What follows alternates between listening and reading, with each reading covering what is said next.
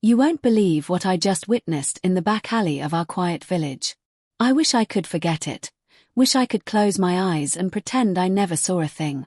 But no matter how tightly I squeeze them shut, the memory claws at my mind. And if you have the courage to keep listening, you'll soon discover why every single person who tasted that jollof rice will never, ever be the same again. In the bustling heart of Kosu village, the morning sun always found Madame Aduni's food stall first. Her large aluminum pot perched proudly on a wooden table, wafting clouds of fragrant steam into the air. Locals and passers-by formed winding queues each day, drawn by the irresistible aroma of her hot, peppery jollof rice. People called it the best in town. Some even claimed it was the best they'd ever tasted. No small praise in a place where every aunt and grandmother had a secret recipe. Madame Aduni's jollof was different. It had a unique, savory zing that left your tongue tingling and your mind yearning for more. No one could quite put their finger on what made her dish so special. A hidden blend of peppers. A precious spice from the distant north.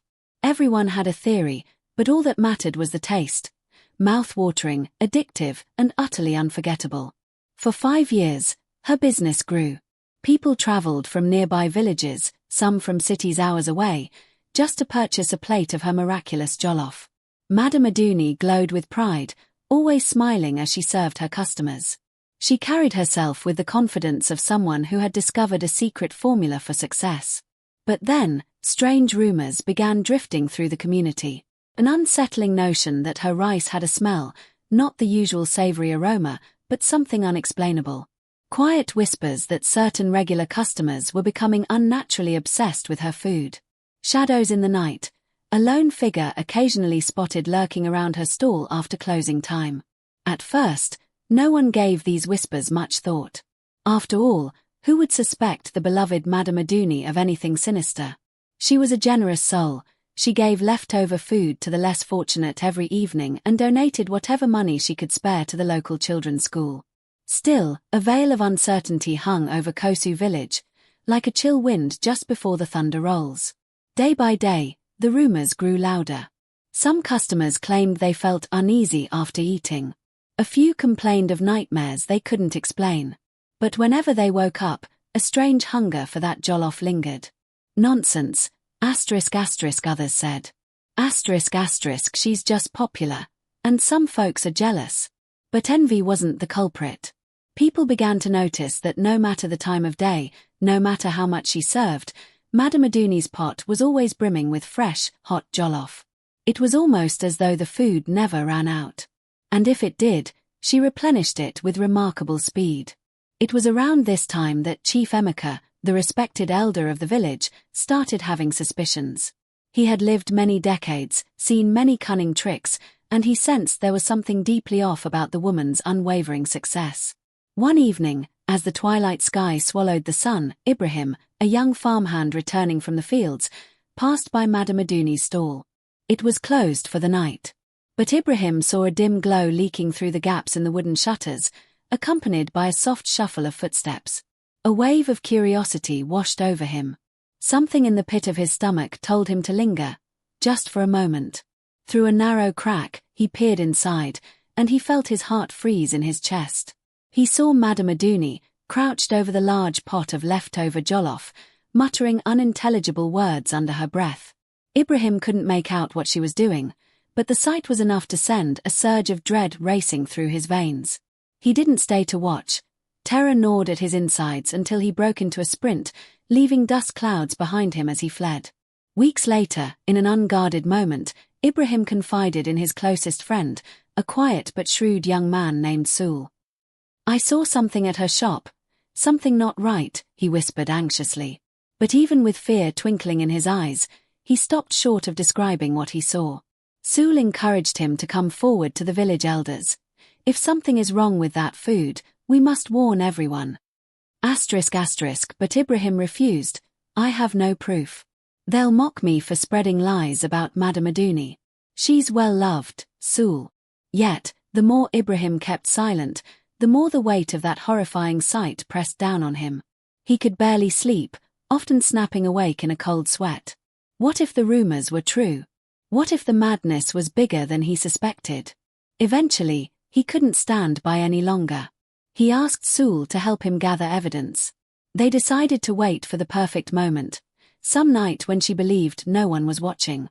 And so their clandestine mission began. Late one night, the moon was just a silver crescent, the village steeped in darkness. Ibrahim and Sul crept through the shadows to Madame Aduni's stall. They hid behind a rickety fence, hearts pounding like war drums. They waited. Minutes turned into hours. Then, as the clock in the distance chimed midnight, Madame Aduni appeared, her figure just visible by the faint glow of a lantern. They watched, breath held, as she pulled the lid off her massive pot. Her face was tense, eyes filled with a strange, fanatical light. In the hush of the night, the two men witnessed what they would never be able to unsee. She set aside her clothing and urinated into the pot. A trembling gasp threatened to escape Sul's lips, but Ibrahim clasped his hand over his friend's mouth in time. There was more. She stirred the mixture, chanting words neither man understood. It felt like a dark, twisted ritual, a horrifying act performed with painstaking determination. Ibrahim and Sul felt their souls recoil in horror, waves of nausea washing over them. They had found their proof, and it was worse than either had imagined.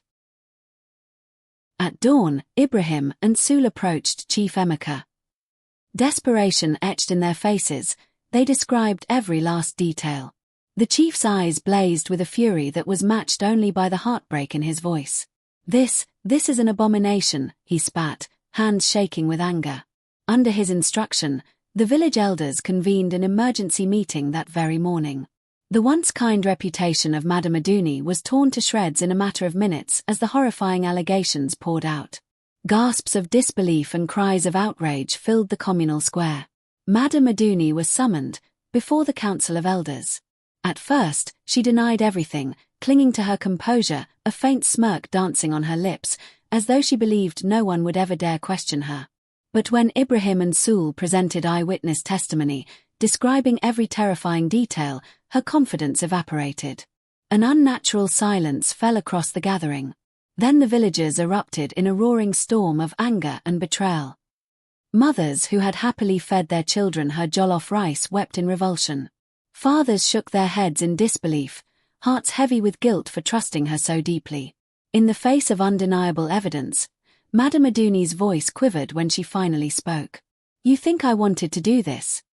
She looked around, eyes darting in fear.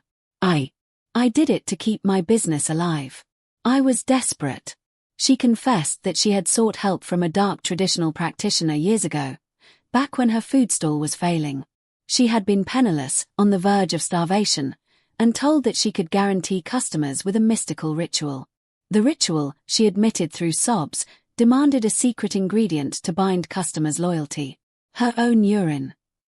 She had performed it once, years ago, and when she saw how business exploded overnight, she continued the practice every single day. The villagers stood rooted, torn between rage and pity. They had all tasted her jollof, swallowed a piece of her twisted scheme. Some roared at her in fury, fists clenched, eyes filled with hatred. Others just wept softly, hearts breaking for the woman who had fallen so low to survive. In Kosu village's tradition, betrayal of this magnitude could never go unpunished. Yet, no one could agree on a sentence severe enough to match this grotesque act. Chief Emeka rose solemnly. She must leave this village at once.